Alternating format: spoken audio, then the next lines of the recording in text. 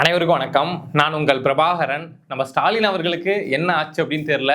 திடீர்னு ஒரு 2-3 நாளா எடப்பாடி பழனிசாமி மேல டைரக்ட் அட்டாக் அப்படிங்கிறத பண்ண ஆரம்பிச்சிட்டாங்க. எடப்பாடி பழனிசாமி அவர்கள தலைவர் கலைஞர் பெயரை சொல்லக்கூட உங்களுக்கு தகுதி கிடையாது.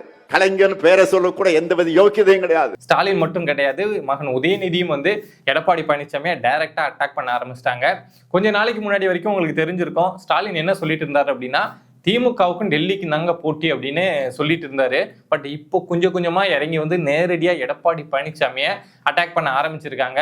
என்னத்துக்காகன்னு யோசிச்சு பாருங்களேன். ஏன் டெல்லி கூட தான் எங்களுக்கு சண்டைன்னு சொல்லிட்டு இருந்தவர் எடப்பாடி பழனிசாமியை பத்தி பேசினா அவருடைய ஸ்டேச்சர் அதிகமாயிடும் அப்படின்னு பேசாம இருந்தவர் இப்ப ஏன் டைரக்டா எடப்பாடி பழனிசாமி அட்டாக் பண்றாரு அப்படின்னு கொஞ்சம் யோசிச்சு பாருங்களேன். வேற ஒண்ணுமே கிடையாது.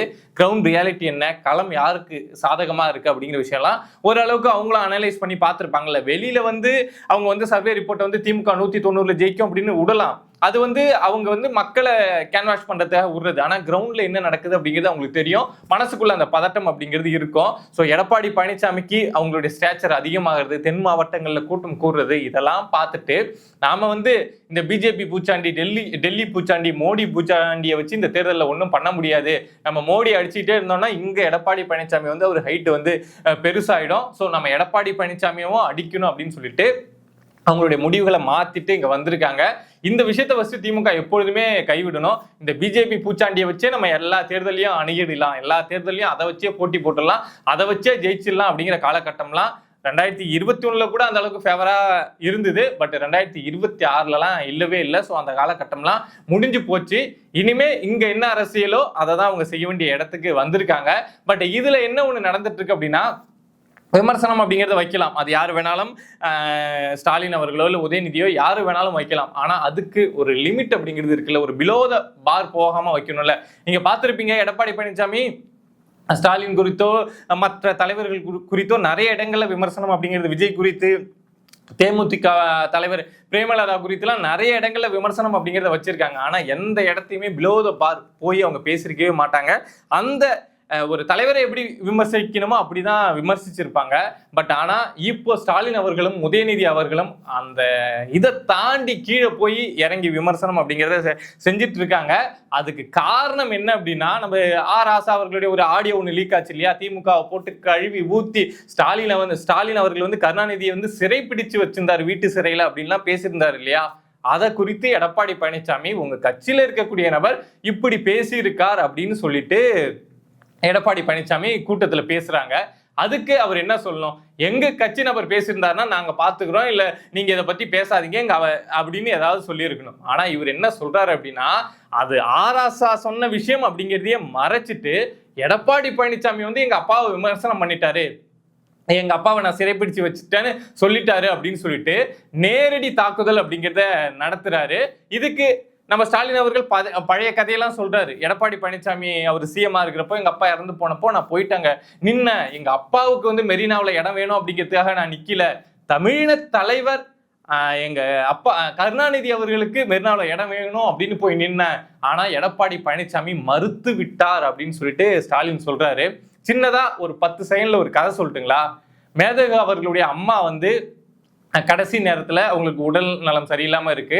ஸோ அதுக்காக ட்ரீட்மெண்ட்டுக்காக சென்னைக்கு தமிழ்நாட்டுக்கு வராங்க. ஏர்போர்ட்லேருந்து அவங்கள வெளியில வரவிடலை இந்த கருணாநிதி தான் இப்போ சிஎம்மா இருந்தாரு. அவங்கள வயசானவங்க, உடம்பு முடியாதவங்க ட்ரீட்மெண்ட்டுக்காக வந்திருக்காங்க அப்படிங்கிறதெல்லாம் மறந்துட்டு அவங்கள ஏர்போர்ட்லேயே வச்சு திருப்பி அனுப்பினவர் தான் நீங்க சொல்லக்கூடிய இந்த கருணாநிதி. அவரு தான் இந்த தமிழின தலைவரா? ஸோ அவருக்கு எடப்பாடி பழனிசாமி அவர்கள் இடம் கொடுக்காம, மெரினாவில் இடம் கொடுக்காம போனது நல்ல விஷயம்தான். பட் அதை தாண்டி நீங்க பிஜேபி காலில் விழுந்து இல்ல காலில் படுத்து என்னென்ன பண்ண முடியுமோ பண்ணி அப்ப வாங்கிட்டீங்க. பட் அன்னைக்கு மறுத்தது சரிதான்.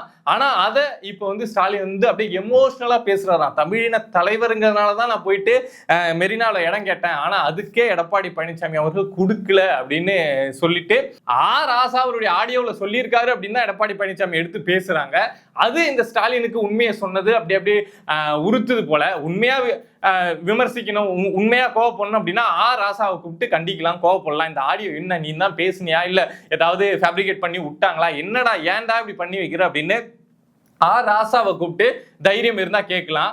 ஆனா ராசாவை இந்த நேரத்துல கூப்பிட்டு கேட்டா அவர் ஏதாவது ஒரு பூகம்பத்தை வெடிச்சு விட்டாரு அப்படின்னா தேர்தலில் சலசலப்பாயிடும், திமுக கட்சிக்குள்ளேயே சலசலப்பாயிடும், கனிமொழி டீம் தனியா போயிடும், இங்க அப்புறம் ஸ்டாலின் டீம் தனியா போயிடும் அப்படின்னு ஒரு இதுல ராசாவை திட்ட முடியாம விமர்சிக்க முடியாம எடப்பாடி பழனிசாமியை விமர்சிக்கிறாங்க. பிலோ த பார் போயிட்டு விமர்சிக்கிறாங்க. ஸ்டாலின் அவர்கள் கூட ஏதோ பேசுறாருன்னு வச்சுக்கலாம். ஆனா உதயநிதிலாம் போயிட்டு ஒரு எதிர்க்கட்சி தலைவரை விமர்சிக்கிறது அப்படிங்கிறது அது ஒரு ஆரோக்கியமான அரசியல் கிடையாது.